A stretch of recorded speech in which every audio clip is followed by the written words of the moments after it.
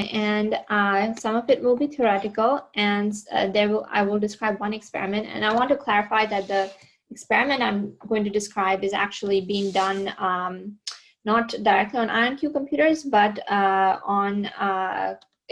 at the University of Maryland, which is on an experiment run by Chris Monroe, who is one of our co-founders. So it's a very related system, but for some IP purposes, I cannot directly reveal what's run exactly on IonQ quantum computers. But anyway, let me start sharing. Let's see.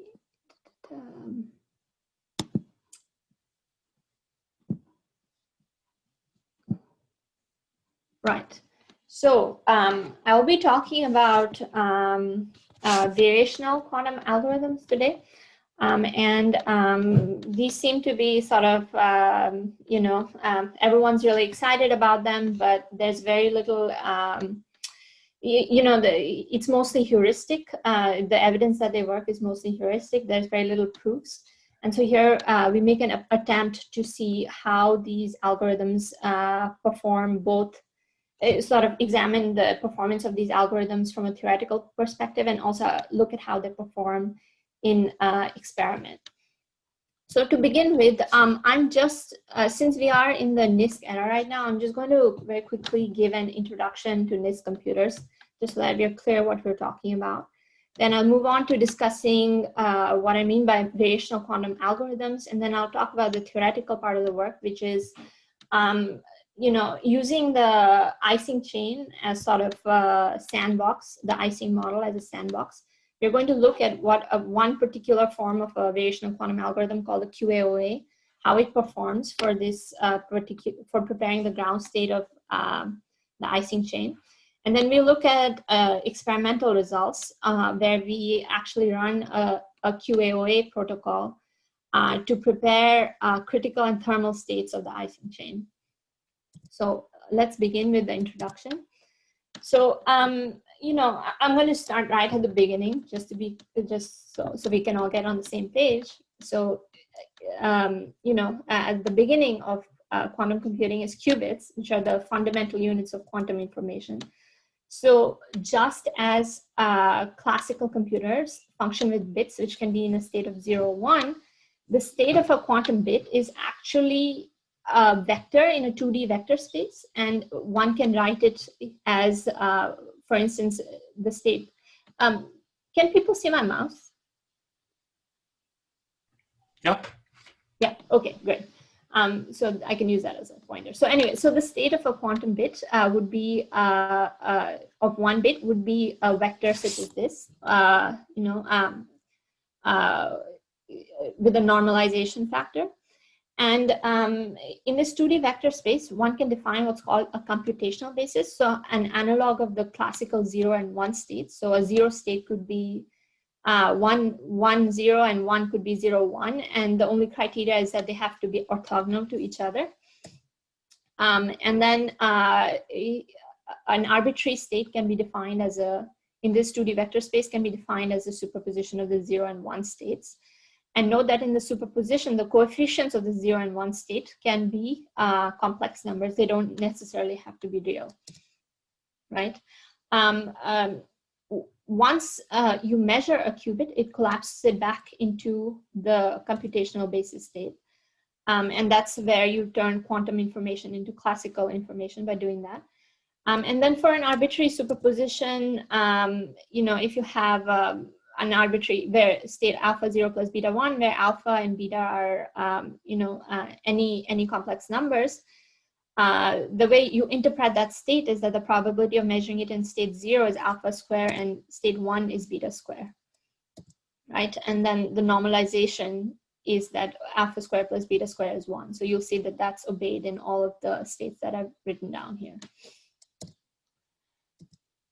So far I was talking about one qubit. What happens when we have many qubits? Well, one thing that you can do is that you can entangle them. And because of this entanglement, the size of the computational basis increases exponentially with the number of qubits. So for example, for 2 qubits, you have 2 squared equal to 4 computational basis states that are all orthogonal to each other. So to access states, so to go from states in this, from one state in this basis to another, to explore all the states in this basis, you need entangling operations such as this one called the C0 operation. So if the C0 acts on, you know, if one qubit is in X, the other qubit is in I, it goes to this state. And so, for instance, so what's happening here is that if X is 0, Y, nothing happens to Y.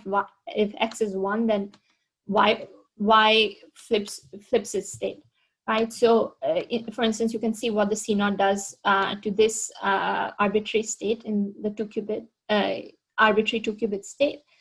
So it takes 0, 0, 0 to 0, 0, but when it's 1, 0, it goes to 1, 1, and so on.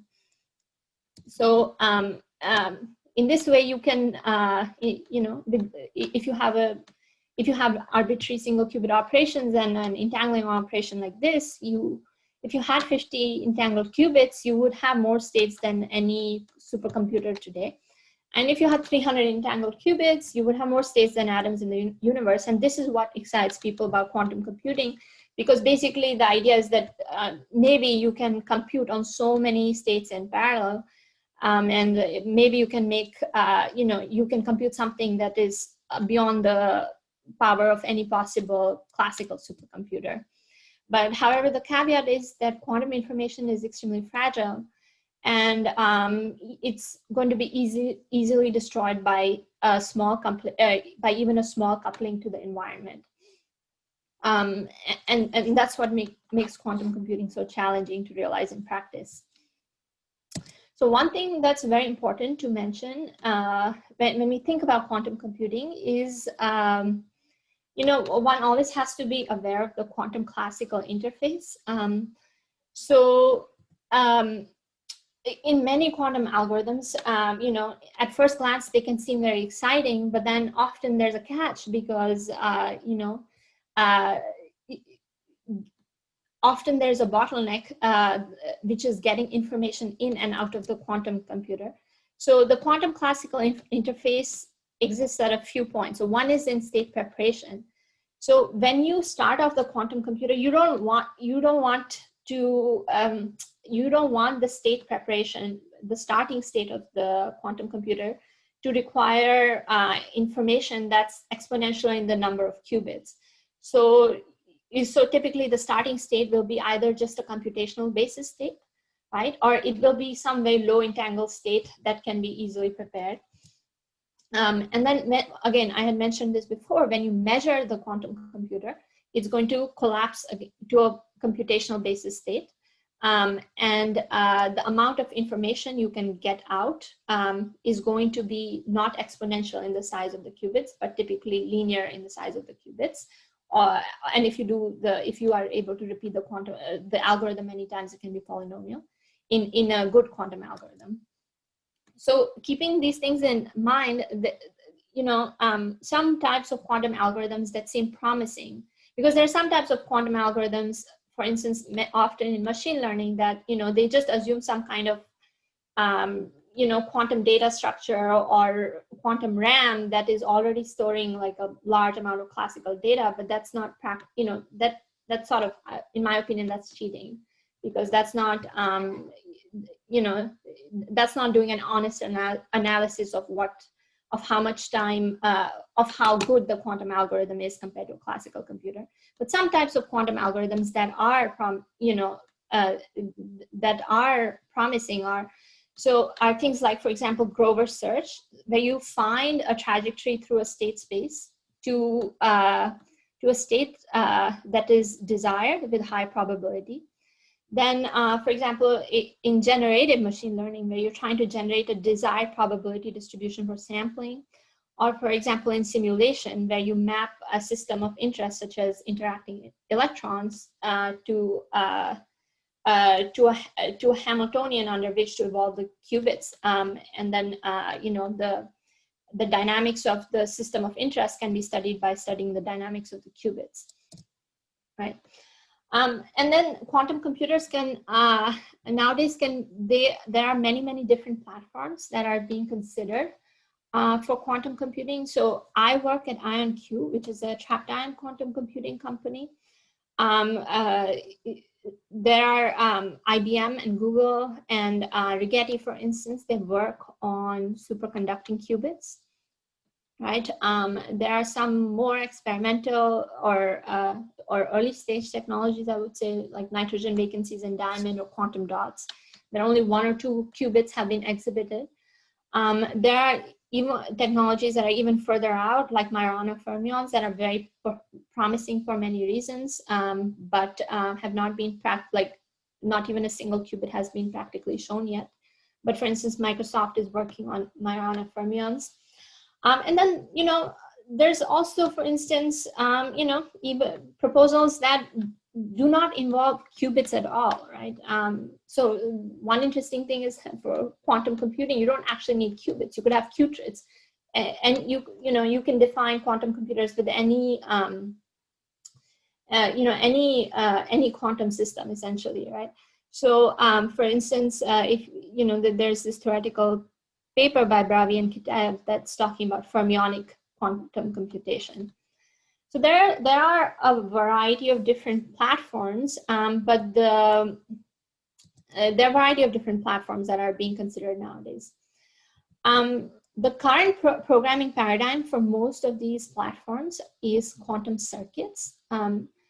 And this is a model in which the quantum computation is a sequence of quantum gates. So for example, if you look at the quantum Fourier transform, which is a quantum routine that is used in Shor's algorithm for factoring, it looks something like this, right?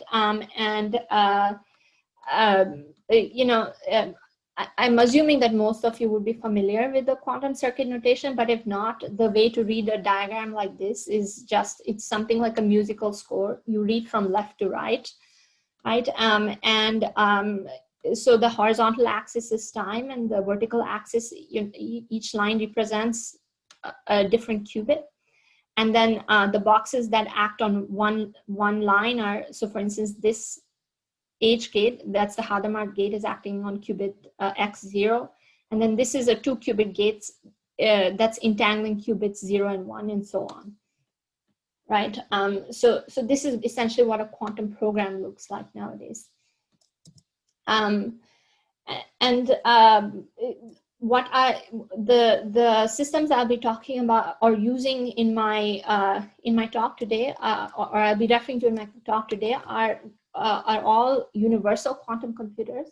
So universal QCs, they can perform basically any computation. That's the simplest way to put it. They're able to compute any problem you pose them, and they can be error corrected.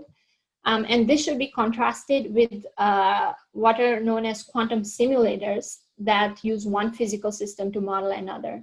An example of this would be cold atoms, which can often be used to, for instance, study, you can map the Hubbard model or some other model of a physical system of interest. You can engineer the Hamiltonian of the quantum simulator to match the Hamiltonian of a model that you want to study. But but those are limited. They can be very powerful, but they're not universal. And one special thing about these universal quantum computers is that makes them amenable to building an industry out of them, is that small sets of gates are enough to build universal quantum computers. So for instance, if you have rotations, arbitrary rotations about 2 axes for 1 qubit and then entangling gate, you can basically realize any quantum computation on one of these systems, right? And then so far I was talking about ideal quantum computers, but as I mentioned, quantum computers are very fragile. Quantum information is very fragile. And nowadays in the industry, we are in the era of what has come to be known as the near-term intermediate scale quantum computers, or NISQ computers. This is roughly defined as we have limited access to quantum resources. So the number of qubits will typically be less than 100 when we're talking about the NISQ era. And they are not error corrected, therefore computation time is limited. NISQ algorithms, therefore, because of these two, because of the lack of error correction, NISQ algorithms try to incorporate error resilience, and they do this in a few different ways. So one of the ways they do is by using variational quantum algorithms, which I'll be discussing in this talk. So mostly variational quantum algorithms, there's no proof that they are more powerful than classical algorithms, but you know, people are still trying them out. And these basically divide the work between a quantum and a classical computer. You know, they basically, the work done on a classical computer is usually of the form of an optimization problem. And the calculation of the cost function of that optimization problem depends on something that's computed on the quantum computer. An example of variational quantum algorithm is the quantum approximate optimization algorithm that uses short circuit depths to optimize a classical cost function. Another method that I found very useful in my research is to incorporate symmetry-based post-processing. So basically, if you know that the output of the quantum computer should obey some rules, and you see that that on measuring, you know, the result of a measurement does not obey those rules, you know that the measurement is in error, and you can discard that particular measurement. Another interesting idea that came out from some research I did with a collaborator was you can basically, even if you can't do complete, you know, you can't error correct every qubit, you can still do error correction at the level of the, or error reduction at the level of the algorithm by incorporating partial measurement into your algorithm. So for instance, what we did in this paper was, you know, we were looking at the Grover search, a Grover search-like problem. Over there, we knew that the oracle was using some ancilla qubits. There was a condition on the ancilla qubits that before and after the application of the oracle, they should be in the same classical state. So each time after the application of the oracle, if you decide to measure the qubits, the ancilla qubits, if they turn out to be an error, you know that an error has occurred in the circuit, and you can stop the running of the circuit then and there and restart it. And then another technique that we recently designed was to look at how the noise affects specifically the output of the particular problem, and then design a custom error mitigation technique to get rid of the noise. And that was also very successful. So anyway, so this was just, you know, my very quick introduction. Are there any questions or clarifications people want?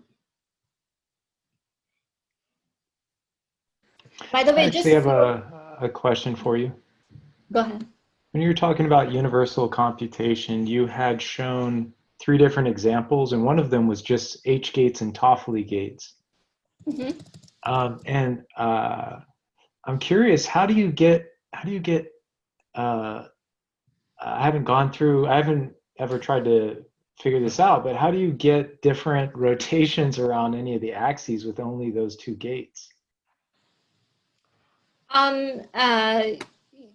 Well, that's a more detailed question, but if you want, I can send you a link. Yeah, I mean, I've seen some of these other versions of like universality, but that one I don't think I've seen or considered. So yeah, if you can send a link, that would be cool. Okay, great. I can just ping me later. Okay.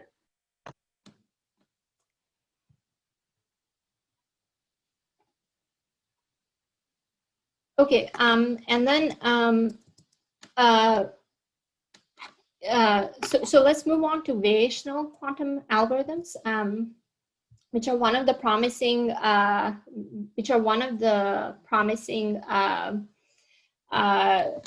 promising family of algorithms, which people think may be promising for the NISQ era quantum computers. So usually, if you look in the literature nowadays, they come by various different names. There's the variational quantum eigensolver. There's the variational Hamiltonian ansatz. There's the quantum approximate optimization algorithm. There's another one that's the same acronym as QAOA, which is just, instead of approximate optimization, it's quantum alternating operator ansatz, etc. So but the basic idea of all of them is that you have the basic idea of all of them is basically this loop that you see over here. So you have your quantum computer or quantum simulator. You have your classical computer. And basically what you want to do is it's following the idea of the of the variational technique in quantum mechanics. So you start off with a set of parameters, theta 1, theta 2 through theta n, and your classical computer sends this set of parameters to your quantum computer. And the quantum computer starts off in some state, and then it applies a unitary operator, or in some cases it could even be non-unitary, but basically it applies some operator to the starting state, and that operator is parameterized by theta.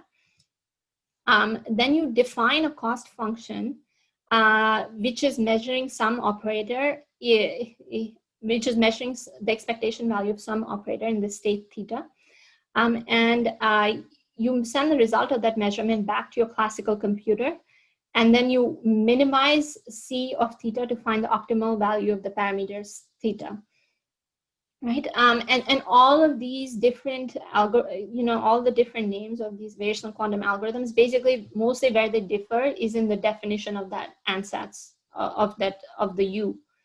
And in some cases, they may differ even in what they're measuring, of what the cost function that they're measuring. But basically, this is the sort of the abstract notion of what they're doing. And people are excited about them because they think that they may find, in certain cases, that they may provide a low depth route to preparing desired quantum states. This is this application of variational quantum algorithms that is the one I'm going to talk about right now, the preparing desired quantum states. But they can also the way the QAOA was originally framed, it was more aimed at finding the best answer to a classical optimization problem, but since then it's been generalized to more complex state preparation problems too. So specifically, the algorithm that I'll be talking about here is the QAOA. And in that, and here I'm going to describe the specific form of QAOA that I'm going to utilize. So in this, my goal will be to prepare the ground state of a Hamiltonian that can be written as a sum of simpler Hamiltonians, let's say. In this case specifically, I'll say that HI are a set of,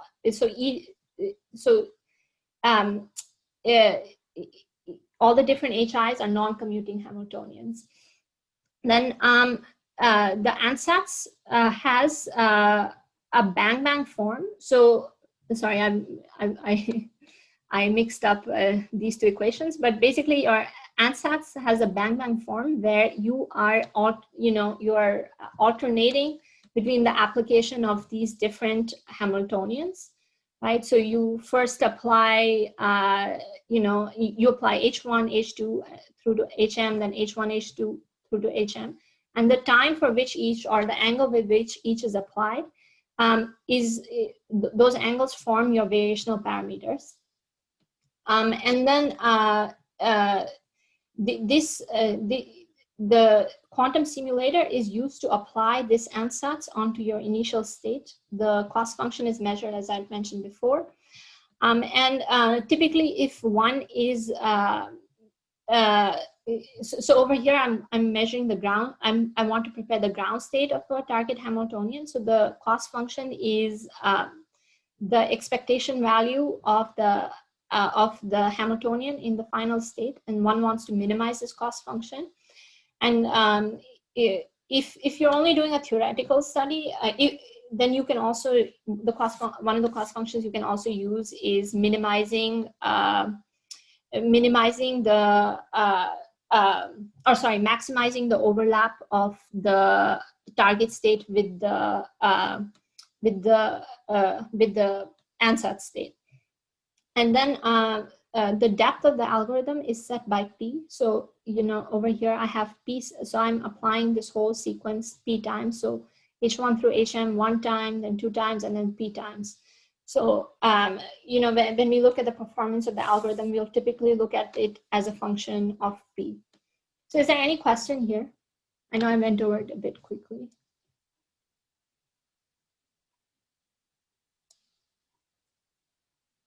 No?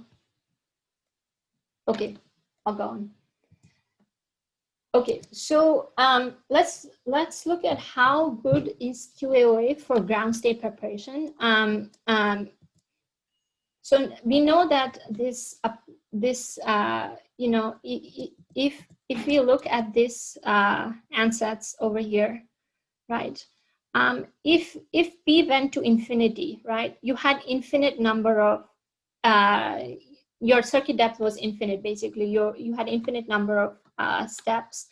Then we know by the quantum adiabatic theorem that QAOA would be exact if the starting state was the ground state of one of the HIs, right? So we already have we already have one stake in the ground saying that if P was infinity, we know that QAOA would prepare the ground state exactly. But the question really is, we're looking for the utility of such a variational algorithm for near-term quantum computers. So we want to know how it performs at finite P. And for this, as a test case, we use the quantum Ising model. So the quantum Ising model, it's a very generic model in condensed matter physics. So it consists of so one way to write it down is like this. So it consists of spins interacting along the x direction, and then a field along the z direction. And in this form, it's called the transverse field Ising chain because it's in one dimension, and it's the classical Ising model in a field in a transverse field.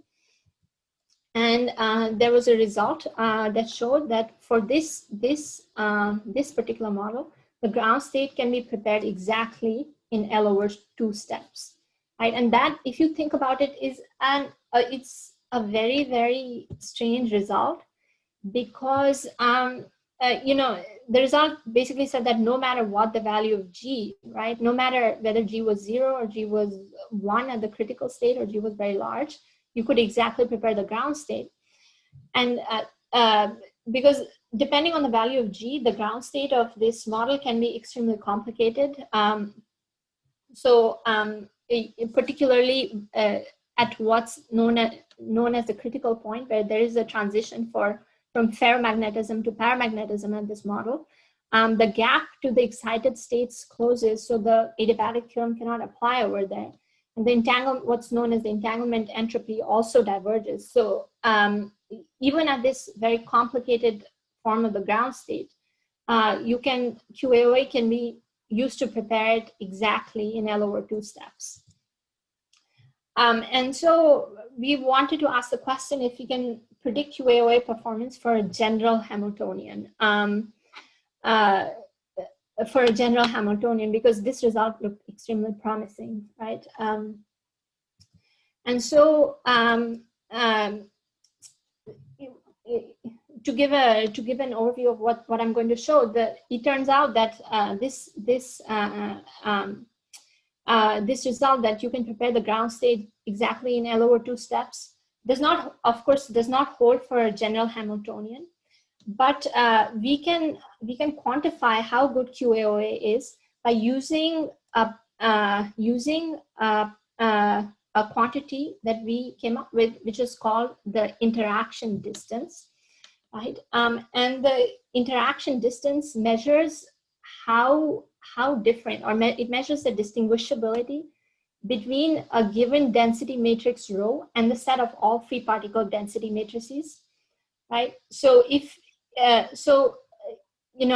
let's say you have a target state that you want to prepare, that's called rho, right? And this quantity called the interaction distance, or df, it looks at how different that is from the manifold of all Gaussian density matrices, right? And a Gaussian density matrix is it's just a density matrix corresponding to a system described by a free particle Hamiltonian. So why are free particle Hamiltonians of interest? Basically, they are you can say they are almost the simplest Hamiltonians in physics. So if something is if a system is described by a free particle Hamiltonian, it's extremely easy to solve, right? So the closer that rho is to a free particle, this manifold of Gaussian density matrices, in some sense, the simpler it is, right? And this quantity called the interaction distance is somehow measuring. It's somehow measuring, how correlated a given state is, in some sense, right? Over here, it looks like it's very difficult to compute this interaction distance, df. This looks like a very complicated expression, because what you're trying to do is you're doing this minimization of a quantity called over a quantity sigma, which is basically a matrix, right? So doing minimization over a space of all matrices looks to be very hard, but there is a crucial simplification that we can do, which is that this minimization, which is involving matrices, reduces to minimization over the eigenvalues of those matrices, essentially, right? Maybe I won't go into too much detail here, but basically the eigenvalues of a density matrix are known as the entanglement spectrum, and recently in condensed matter physics, they've been of a lot of interest, right? People have discovered very beautiful relations, in systems that are seemingly very different, but the entanglement spectra are similar. So, so basically we come to the conclusion, if you work through the map, that this interaction distance can be determined from the information in the spectrum of rho, which is known as entanglement spectrum. And it also, and then this, once you have this relationship, the computation of this interaction distance becomes pretty simple, because the number of parameters that you have to optimize over scales linearly with the number of spins, so it becomes much simpler. Anyway, so that was a lot of technical description of DF, but basically what we want to see is if there is any correlation between how free a state is and how good QAOA is at preparing it, right? And this is it's subtle, but this is different than saying how entangled a state is, how free a state is, and how entangled a state. Like if you measure entanglement by something known as by a quantity, say like the entanglement entropy, that's different than measuring the interaction distance. So that's a subtlety. But anyway, so we look at as a model for which we'll test the relationship between the interaction distance and the QAOA performance. We use the non-integrable Ising model. So over here, you have the interaction between the spins, and if it's a +1, it's ferromagnetic, and if there's a -1, it's antiferromagnetic, and you have fields along the X and Z direction. And the QAOA protocol that I use in this case alternates between 3 different Hamiltonians, right? And so there is, so basically I've broken up this Hamiltonian into 3 different parts, H1, H2, and H3. And with H1, there is the, the H1, the H1 Hamiltonian is interacting, contains a sum over terms that, that make neighboring spins interact. And then the X and Z are fields along the X and Z direction. And basically, the numerical results we get are extremely interesting.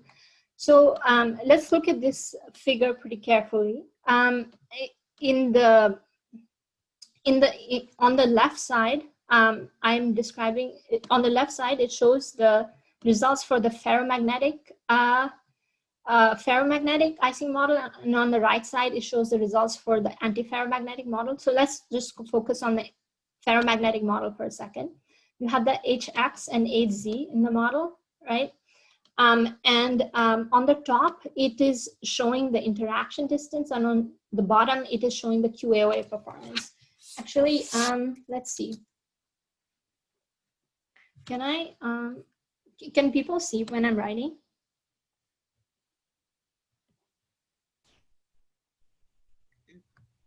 The red squiggles? Yes. Yeah. Yeah, okay. Let's see if I can actually make this. So this is the QAOA performance. And this is the interaction distance, right? Right? So this is showing you how good is my quantum algorithm. Right? And this is some information theoretic quantity, right? And over here, this is for the ferromagnetic model, and this is for the antiferromagnetic model, right? And you can see that the results are quite like both, both for the ferromagnetic and antiferromagnetic model. It's pretty striking how closely they are related. And we checked this for, we looked at whether there was a similar, you could see a similar behavior with the entanglement entropy, for instance, and it wasn't there, right? And over here, so, and the correlation is holding everywhere in the phase diagram. So the red spot here, it's referring to the critical point in the model. So for the ferromagnetic model, there is one critical point. And for the antiferromagnetic model, there is a critical line in the phase diagram. So a critical line or critical point is where phase transition happens, right? And so the correlation is holding everywhere, and close to the critical point and away from the critical point. Over here we just plotted. So this is a this is a phase diagram, but over here we plotted. Basically 1 minus f versus df. So again, over here, 1 minus f. So this is the QAOA performance, and this is the this is basically showing you how free the state is. And you see that there is a pretty good correlation between the two things. And so the correlation holds better at smaller values of p. So when you have p is 2 or p is 3, the correlation is almost linear. And of course, when you go to large p's, then you can start preparing the state better and better. And you, basically it becomes, the numbers become too small to be accurate anymore. So it becomes 10 to the power minus 12. But basically, I think for at least this model, we showed pretty conclusively that, how good this quantum algorithm is related to how free the state is. And if you want to understand why this happens, we looked into basically what was going on in the QAOA. So now if you look here, in this model, right, we are time evolving with 3 different Hamiltonians. So when we use H1 and H2, those basically are, those basically describes, so this H1 and H2, these basically describe time evolution under free, under free Hamiltonians or quadratic Hamiltonians. And this one is going to take your state into away from the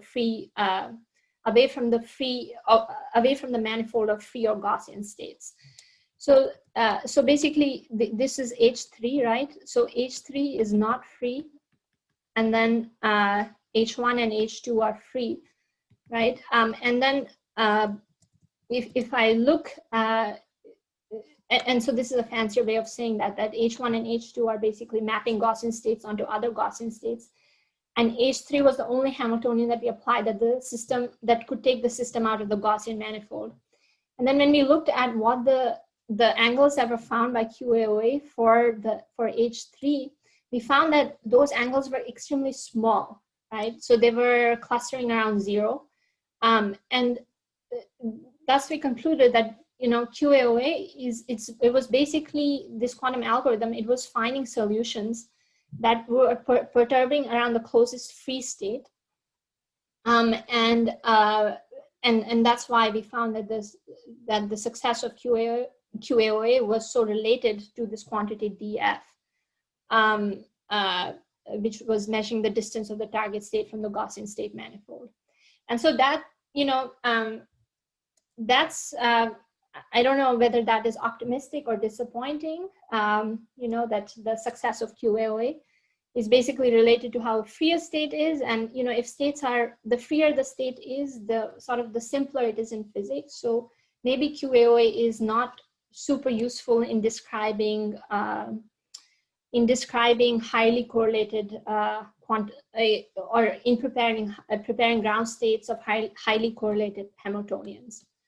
Right? Does anyone have questions? I'm happy to answer as many.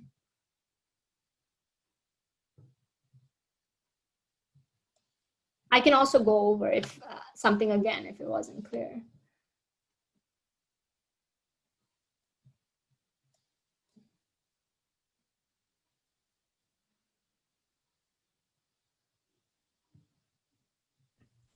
I think there's a question about what was L again in the L/2 in P definition?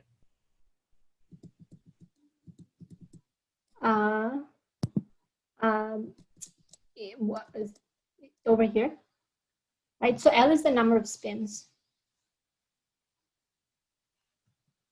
over here, right? So L is the number of spins, basically. Actually, in the later slides, I refer to it also as N. But basically, if you had this model, if you have a periodic version of this model, then this result holds, that you can prepare the ground state of that model in exactly L/2 steps.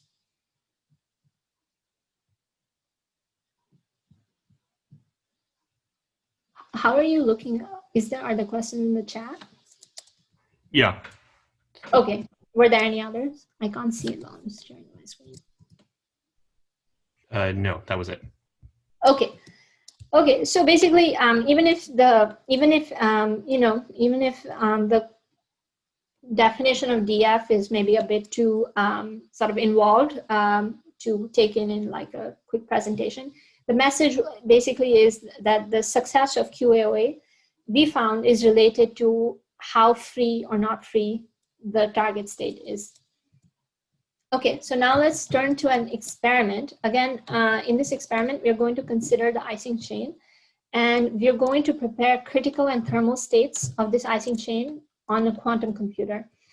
So again, the same model, the transverse field Ising model, right? And in this case, in this experiment, we are going to consider this model at its critical point, which is basically G equal to 1, G equal to GC, which is 1.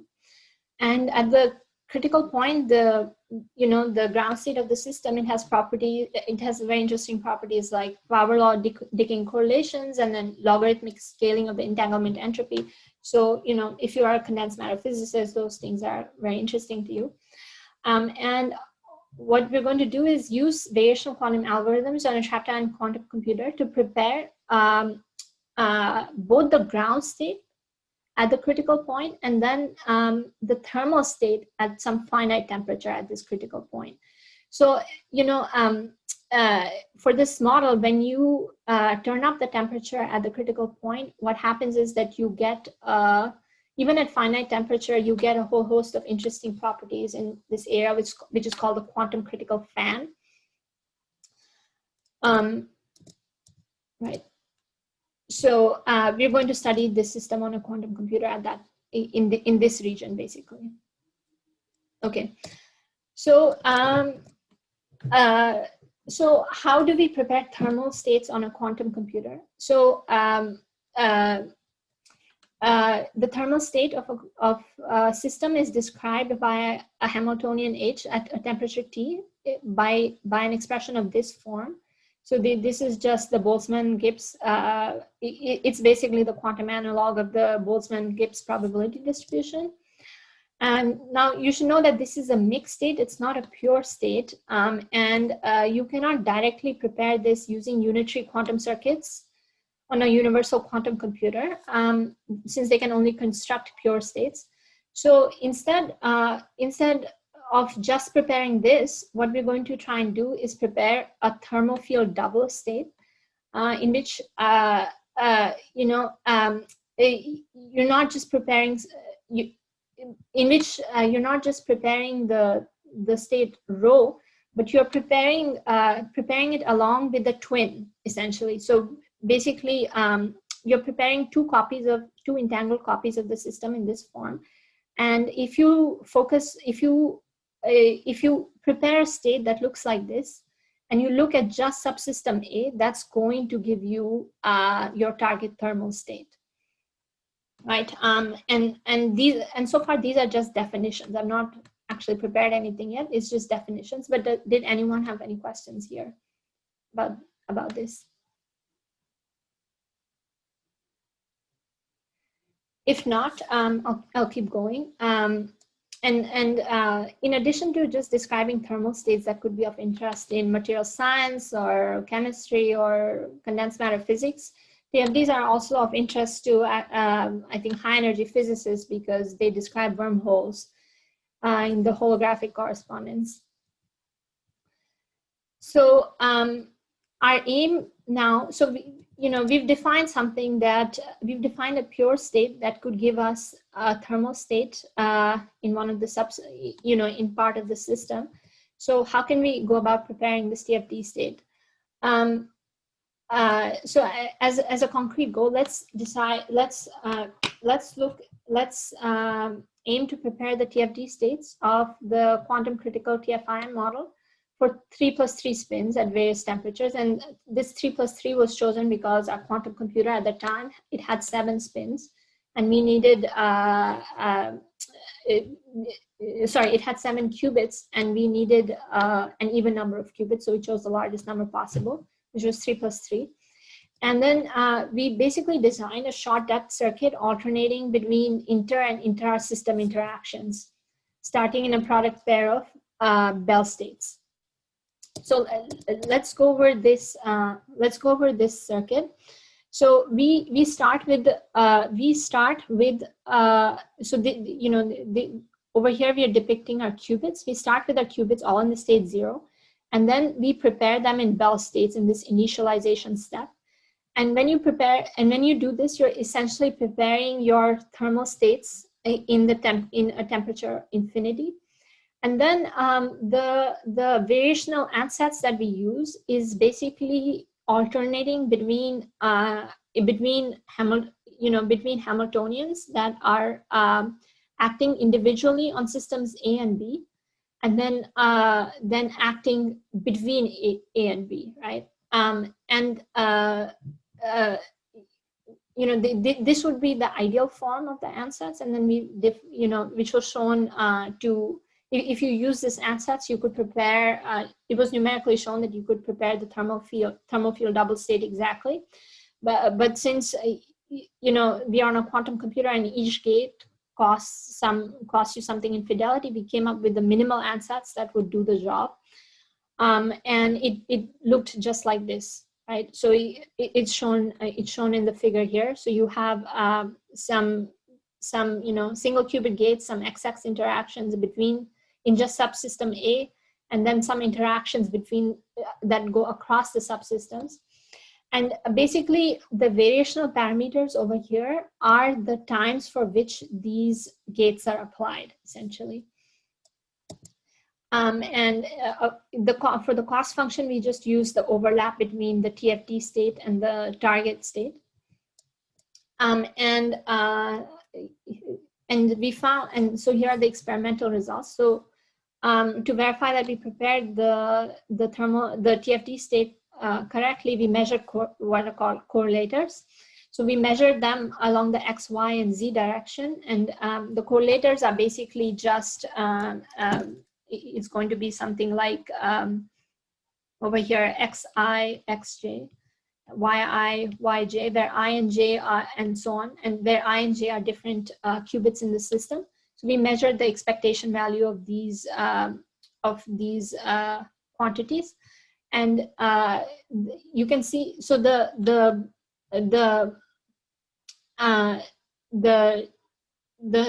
top row is the oops,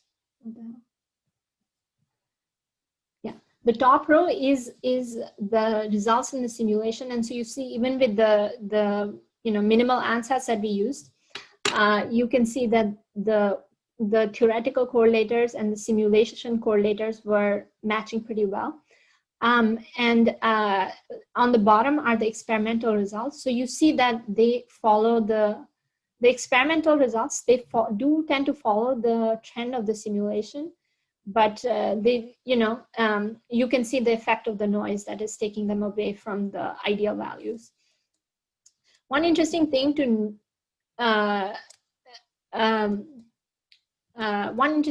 note is that the error in the Z, along the Z, for the Z correlators is significantly lower than that for the X and the Y correlators. And it's because for the Z, we were able to apply a symmetry-based post-selection that's particular to this transverse field Ising chain. And so you can see how powerful that is in reducing the error by almost 30 or 40%. That's a general lesson, that whenever a symmetry-based post-selection is available, one should apply it in the NISQ era, because that can really improve your results. Another thing that we did, so this was, we were looking at preparing the Thermofield double state. These were the experimental results for the Thermofield double state. Another thing we did was also try to variationally prepare the critical ground state of the transverse field Ising model. And so again, for that, we had a variational ansatz that was alternating between the different components of the Hamiltonian. We had a cost function, which was basically the expectation value of the Hamiltonian in the ansatz state. And here I'm showing the energies as a function of P.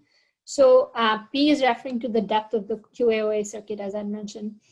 So this data is pretty interesting, actually. So when you look at the theory, let's just focus on the theory first, right? So as you increase your value of P, you get better and better at preparing the ground state, because your expectation value of energy decreases, right? So the lower the energy, the better you've prepared the ground state. So at P equal to 3, you have prepared the ground state exactly, because that's the exact ground state energy. But for experiment, you observe the exact opposite trend. The theoretically best circuit actually gives you the worst value, and the theoretically worst circuit, the smallest value of P, gives you the best value, right? So that's kind of showing, initially it was telling us that, it was kind of showing you how bad, how much the noise in the experiment was, that P equal to 1 was actually giving you the best value. I'll skip that, but we were trying to understand what was happening, and whether this meant that QAOA does not really perform that well in experiment, even though maybe in theory it's good. So we simulated the noise in the experiment. And let's just focus on the first graph over here, right? On the x-axis is basically a noise parameter. So, you know, as you go towards the right in this figure, your noise parameter is increasing. And on the y-axis, I'm plotting the energy measured. And these different curves are for different values of P. So this is P is 1, P is 2, and P is 3. And then, you know, over here is the experimentally measured value. So for P equal to 3, we measured, you know, the experiment gave us -5 point something. Then P equal to 1 was -8.98. And then P equal to 2 was, again, something -8 point something, -7 point something. And very interestingly, what you see is kind of a threshold behavior, right?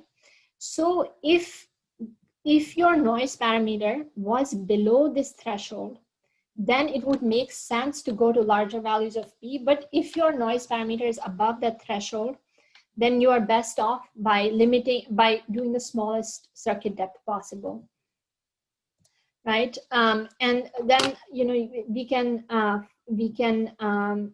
you know, if you think about it, the threshold actually makes sense because theoretically, you know, the QAOA error, it's been shown in some papers that it will go down exponentially as you increase the depth of the circuit, and your noise error will go up exponentially with the depth of the circuit. So there should be a crossing point between the two, and that's what we're seeing over here, right? So, you know, often in quantum error correction, there are, you know, you have these threshold theorems that show you that your noise should be better, your noise should be lower than a certain value above which, you know, you can do quantum circuits of any depth.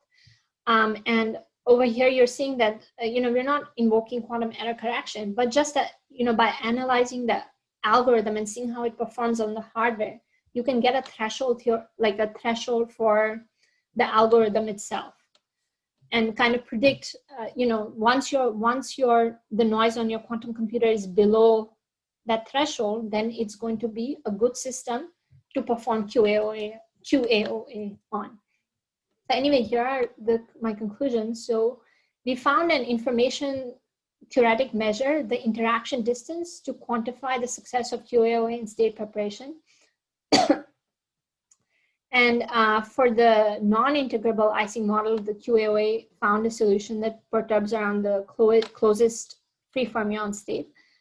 And then we also tested QAOA in experiment to prepare thermal states and critical ground states. We probed the correlation functions at various temperatures and found that, you know, post-selection can really improve the accuracy of your answer. And we also found a threshold noise value above which deeper circuits are successful. And then, so that's the end of my talk. And then the results from in this paper were taken from these three, the results in this talk were taken from these three papers. So I'm happy to answer more questions. Fantastic. Thank you so much, Sonika. There's one question from a few minutes ago. If the free quadratic Hamiltonian is more natural, would it also not represent quantum noise-related decoherence? And so QAOA may project a target space out of that decoherence. Is noise Gaussian? Maybe I can read this. Sure. Yeah. It was a yeah, it's in the comments. Let me see.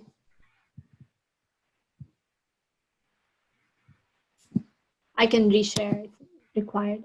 If the Hamiltonian is more natural. So I don't think it's more natural. I just think it's simple from the point of view of computation. It's not that it's it's more natural in physics. I don't think that's the idea. I just think that it's just simpler from the computational point of view. It just describes it just describes free particles basically. I have a question. From the point of view of machine learning algorithms, which algorithm is best suited for your model? Is it like neural net, quantum support vector machine, decomposition? Which is a good model for you? For a good model for what? For your model, QA, I forgot the name, okay? Yeah. It is best suited for which of the machine learning algorithms? So I don't see it as being related to machine learning. Oh, you mean that? It must be related because most of the machine learning algorithms use optimization. Oh, For you're instance, saying, the quantum support vector machine uses optimization. right? Okay, I get what you're saying. You're saying so the place where I've seen variational quantum algorithms being used is in, for instance, generative machine learning. But in response to your particular question, I mean, the way I think of QAOA in particular is that in my work, what we were focusing on was, you know, the ansatz, the structure of the QAOA. It came from the structure of the cost function that we wanted to measure, right? And I don't know how simply you can express that cost function when you're talking about these different machine learning algorithms. Does that make sense? So over here, you know, I wanted to measure a cost function, right? Which was, you know, in this case, it was a Hamiltonian. I know many different cost functions, but how easy it is to create different models of cost function inside your model? How much freedom I have to express my cost functions? Can it be, for instance, Euclidean distance? Can it be a Hamming distance? So, Some measure of distance between two quantum states, for instance. Right. So for instance, if it was like that, right? A measure of distance between quantum states, for instance, if it's just the overlap between quantum states, yeah, it could be that, right? But I have not actually heard of using QAOA in that context, to be honest. Yeah, I know. I also did it. Yeah. Yeah. So I think in that context, they have different. It can also be a variational quantum algorithm, but you know, the structure would be different. I don't think you would use. So what is the best application of your algorithm? Other than machine learning, what do you have in mind that you say can be useful for what? Yeah. So first of all, it's not my algorithm. I didn't invent it, but it was originally proposed for optimizing classical cost functions. So for example, these max cut problems or 3-sat problems, right? And then it was generalized. The way that I was using it in my work was to try and see if I can prepare ground states of Hamiltonian. So for instance, if I have a Hamiltonian describing a molecule or Hamiltonian describing some, quantum material or condensed matter system, can I use this optimization to prepare a target quantum state of interest? Can you suggest some good tutorial about this class of algorithms?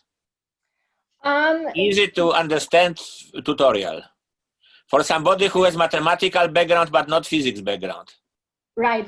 Yes, I can. There is actually there are a couple. There's a review paper by NASA on a whole host of these algorithms. So again, you know, I can give my email address if you want to email me. Yes, thank you. Okay, I can just type it here. Okay. Sonika Johri, gmail.com. Okay, thank you. Are there any other questions?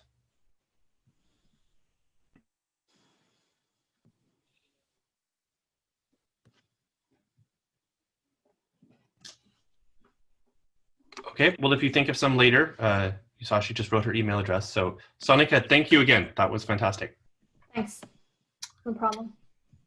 Okay, thank you, everyone. Bye. Thank you for your talk. Great talk.